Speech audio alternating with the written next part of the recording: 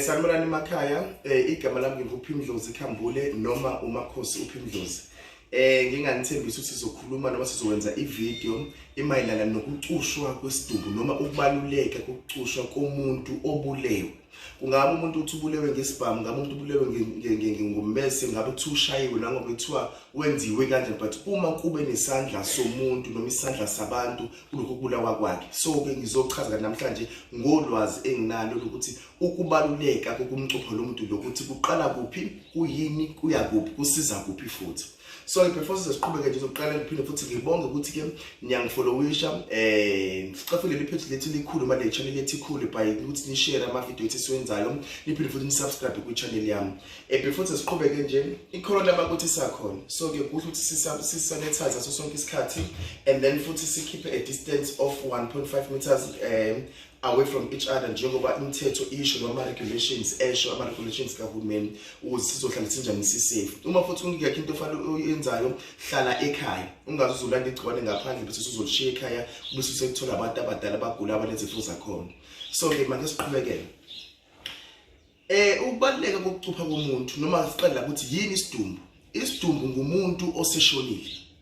Vele kwabanye balizwa kuyigama elithe kuba nzinyana leli noma balizwa kuyigama elithe kuba buhlungwana, but isidumbu umuntu oshonile ongasekho nje emhlabeni. And then number 2, ukucupha qonda ukuthini? Ukucupha qonda ukuthi ke ukuzofaka imithi ethize kuleso sidumbu leso ngenhloso yokufeza into ethize noma ngenhloso yokuzibuyiselela. Ake siqaleke la naki indaba ke. Ngishilo ngathi ngizokhuluma ngolwazi engilaziyo mina. Ulwazi ozobe khishwe mina ulwazi wemina noma emfundiswe ngalo, nawe uzoba nolwazi lakho usunga-add lolwazi enginalo nami. And then futhi unembuzo noma unento ufuna ukuyisho usunga-comment lapha ku-comment section noma ku-comment bar lapha enzansi. Esikhathini samanje esosho nje not esikhathini samanje ukucupha komuntu oshonile into esazalwa ikhona thina endulo noma lakwaZulu into esiyaziyo ukuthi le muntu uyadebulewa abantu uyacushwa ngoba umndeni usufuna ukwenza usufuna ukuzibuyiselela. Kungaba ingabe ukube lo muntu lo oshonile ubekade egangile noma ubekade enza izinto ezithize kubantu, kodwa umndeni wakhe umuntu lomcupha usuke ufuna njalo umndeni ukuzibuyiselela kulabo abanje nabakade benze okubi, kulabo abambulela umuntu. Ngoba esikhathini esibhekene naso manje justice system yase South Africa iyabheda kakhulu. Justice system yase South Africa ivuna noma yesivuna abantu abanemali ikakhulukazi. So uma unungena manje umuntu wakini ebulewe bemdubulile bemgwazile bemhajikile wafa wanjani bamshaya, if ungenayo imali nje kufanele ukuthi nje into yakho izobe meaningless, le case yakho izobe nje meaningless ngenzi izithathu serious. So ingakho ke abantu abazisintu behamba izinyanga ezizothi inyanga sizokucuphela umuntu wakini noma sizomcupha umuntu wakho lo obambulele. Mina ngiyahambisana ke namasiko, ngiyahambisana nethi izinto ezikanjani ukuthi ke makacushwe umuntu, ngoba uma ukuthi ke ubulawa abantu eningabazi, yena lo muntu lo wakile nimcuphile uzovuka ngendlela yakho ngenzimjule kakhulu ngayo ayozishayela bonke labantu abambulele. Uyayizwa indaba. So ke isidumbu ke lesike ziningi indlela umuntu acushwa ngakhona, but mina ngizochaza eyodwa indlela engiyithi zibe ukujula ngiyithi zisabise kakhulu. So ke le ndlela lo thothene mhlawumbe umuntu uzokunatsho ngomgqibelo. Thina amasiko lethu lithena umuntu wasekhaya ushonile fanele ezikhango lesihlanu ngithi. Kodwa kuthiwa umuntu umehamba ngengozi yokubulawa noma yemoto noma yani akangena ekhaya. Kodwa lo muntu lo mezocushwa uyakwazi ukungena ekhaya, akubi nalutho. So kunenduku afakwa yona emzimbeni ngesikhathi esasemoshwari. Number 1, uqala agezwe ngenyongo yenkukhu ihlanganiswe nenduku ethize ngizekwazi ukuthi ngiyichaze. Ebese seyagezwa kukhulunyiswa lamadoda lawa, uzima ovukela amadoda lawa asebenze yena lo muntu ahlambululeke le ngozi lela futhi ngaphinda ngene naye ekhaya. So kubulawa nani sibuza ngeingozi. And then ebese seyacushwa ke lo muntu ke lo uyagcatshwa noma le nduku le ifakwa emzimbeni wakhe. Inhlobo zenduku ezihlukahlukene ukuthi ifanele isheshe kangakanani induku yokuthi iyenzeni, but ifakwe kini emzimbeni lo muntu lo ukuthi ke makavuke sinikeze izinto ezithape ezithize mhlawumbe nje senze isibonelo mhlawumbe izinto eziyisikhombisa ukuthi awuvuke wena ndoda yamadoda uhambe kulabo abakubulele, uhambe kulabo abakushaya ngesibhamu, uhambe kulabo ade behlane ngegama lakho abakwenza ukuthi noma abenza into kanje. Then lo muntu lona ke uzovuka yena spiritually abaqobe bonke labantu laba abahlangene ngegama lakhe noma abambulele. So ke siningakho sithi ke ukucupha komuntu kubalulekile ngoba number 1 ibenefit yakho lokuqala kungaba ukuthi ubulewe abantu abangazi umndeni. So umndeni uzokuthi uthole iclosure ukuthi ke lo muntu avuka azishayele. Number 2 noma kuthiwa ke abantu bomndeni bebemazi abantu abambulele but bayasatshwa noma bayazi ukuthi umthetho ukuthi uzidlala indawo yawo njengoba vele kwenzeka nje hlezi sibona ku TV abantu bebulawa umthetho ungayidlala indawo yakho. So ke lo muntu lona ke iyona ndlela peaceful nendlela engezifake into eqaleni ngeke zikubulale ngoba nina bengicupha umuntu wakini uthi yena akavuke ahambe ayobashaya labantu.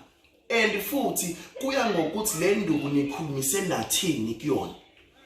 Ngoba into ebaluleke kakhulu khona lezi induku lezi zamadoda kumele uyitshele into ukuthi ngithi indoda amadoda ngithi unavuka amajaji ngithi enzani ukuthi yayizwe indaba. So ke kubaluleke kakhulu ngoba lo muntu obulewe uma kuthi akacushwanga uyakwazi phela futhi lengozi ahambe ngame ukuthi bambulele bamgwazile bamshayile bamdubula uyakwazi phela futhi lento ivuke futhi ekhaya iyenzeke futhi komunye umuntu mhlawumbe uthi uzongenzeka ngaleyo ndlela leyo noma izongenzeka ngenye indlela futhi ethe ukuhlungu bese eceleni.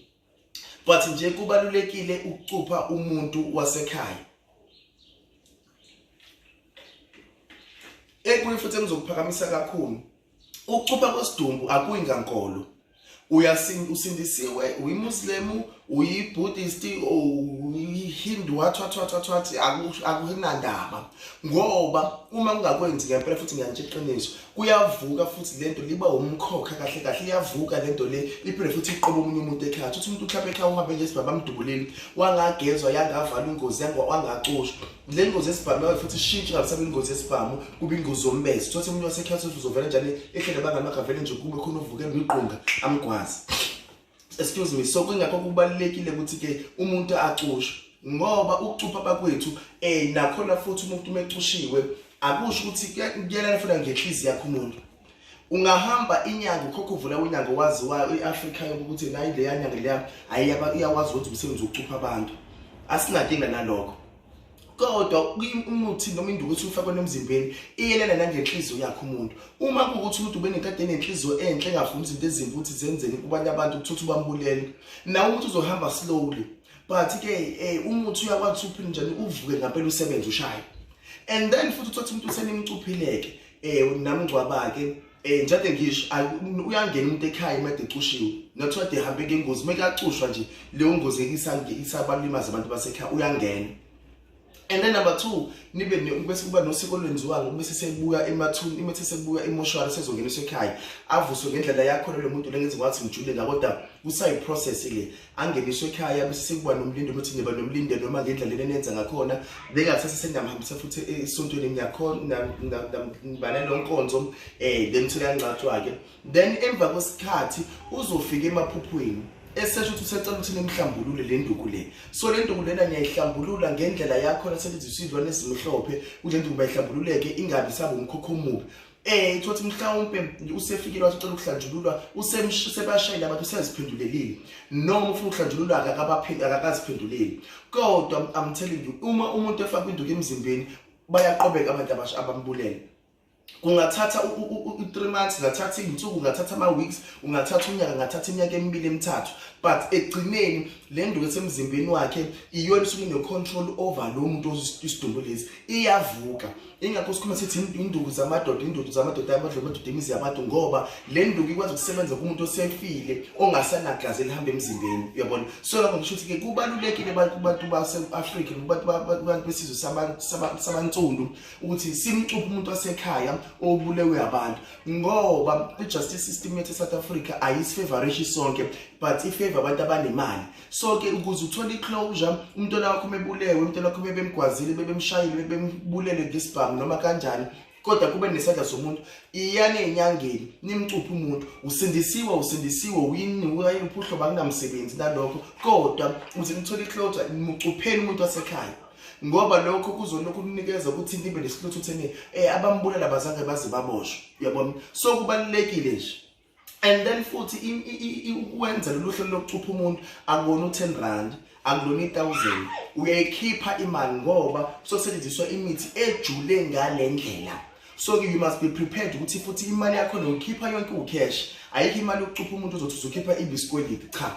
Uyabona noma uthi uzokhipha uhalf futhi ukhipha uhalf. Uthola ukuthi izinto azenzeki because thina siyazi inyanga thithi lizobe sikhokhe. Uthothi le nduku lena phela nayilalele namadlela ugcina ungasakhokhanga ebese le nto uthi cela bakwenze lo lanzange isenzeke uyayizwa indaba ebese emvakala msunjani ke manje usuyazonda usuyakhuluma kabi ngenyanga kanti uwena uthatha uzokhokha lezi nduku ezikanjena zisebenza kakhulu uma ukhokhela imali yakho na 100% noma ukhokhele nje fully uyabona so nje bakwethu kubalekile ukucupha umuntu osekhaya oshonile ukuze sibe neclosure uyayizwa indaba and then futhi akunyeke ake sithi ke umuntu wasekhaya akabulawanga ke abantu embaziyo ubulawa abantu engabazi nizoyithola kanjani iclosure mengamcuphi so ke iyona ndlela le thina abantu abamnyama esihambisana nalo mesishaya ngalo noma esiphenduleleka ngayo uma sisebenzisa imithi sikhumbule phela ukuthi amakhambi akhiwa uNkulunkulu lawo noma adalwe uNkulunkulu lawo uhlanganiswa lo makhambi lawo noma lezo induku lawo makhuba lathizeni ebese siyavusa yakhulisa induku lekhubalo leli ukuthi makalivikele isebenze ngendlela ethize and then abantu laba ngishotha umuntu ubalekile ohlala eZimbabwe le ndoda le izovuka igijima ihambe yomlando lomuntu imshaya ngendlela into imshaya ngalo ngoba koze ube nini abantu basemakithi bebulawa koze ube nini abantu besizwe sethi bebulawa usuku nosuku ukuthi sikhala ngapha nangapha abantu abaningi bayagwazwa abantu bayashaba benze ukuthi nokuthi so the best way yokuthi sizitholele ukuphenduleleka ukuthi umuntu osekhaya ubulewa abantu nje akacushwe uthi sizothola iclosure bakwethu naye afike futhi emaphupheni ngendlela eyona aphinde futhi asikhombise emaphupheni ngoba nabamenza ukuthi akhombise nasemaphupheni ukuthi yena usesendaweni ukuthi uyabona ngoba lezi zinto esemzimbeni zingafakwa manje zihamba isikhathi phela futhi uyafika yena kulocushiwe athi ukuthi kithi sicethini ngihlambululeke manje kodwa angeke ukuthi uzumphoqa umuntu omnyama ukuthi akacushe umuntu ngeke uzumphoqa umuntu omnyama ukuthi akwenziweni ngemntana wakhe noma akwenziweni ngomuntu ngesihlobo sakhe noma ngomuntu wakhe umuntu osondelene naye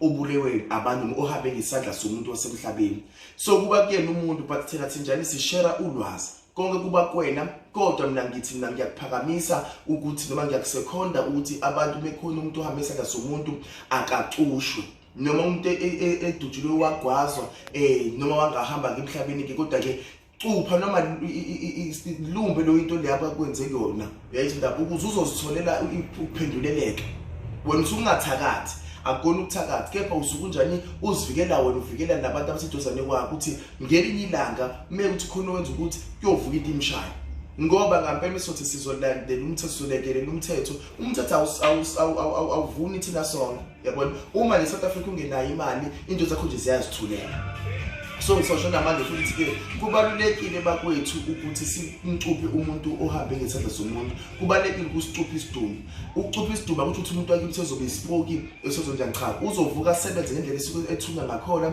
ebese phela futhi njani ke eyahlanjululwa into le yafakwa nemzimbeni futhi njani ke iya futhi seleli igama leli iyathwebulethi ime ishaye kuphoza ngabe sasebenza uyayizwa indaba so ke bese namhlanje ke ngimfundise ukuthi ukuyini ukubaleka kokucupha isidumbu uyabona and then futhi ke mewuthi khona imibuzo ekhona ngiyabe ngibuza ke lapho ku comment section then ke sophinde futhi sibonene nangelinye ilanga futhi sifundisa ngamanye amavideo imini makho Suphi Ndlozi I love you.